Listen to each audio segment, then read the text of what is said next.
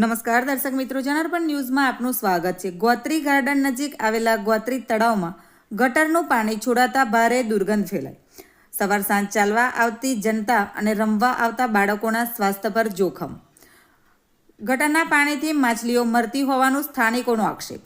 આજુબાજુના રહેવાસીઓમાં રોગચાળો ફેલાવાનો ભય। વડોદરા મહાનગરપાલિકાની ગંભીર બેદરકારીના આક્ષેપ સામે રહેતા કોર્પોરેટર છતાં નિરાકરણ ન આવતા નારાજગી। તાત્કાલિક કાર્યવાહી નહીં થાય તો ગાંધી ચિંધ્યા માર્ગ આંદોલનની ચેતવણી। Bureau report, જનાર્પણ news. આવા જ નવા સમાચાર જોવા માટે જોડાઈને રહો જનાર્પણ ન્યૂઝ સાથે। અમારી ચેનલને લાઇક કરો, શેર કરો, સબસ્ક્રાઈબ કરો। ધન્યવાદ।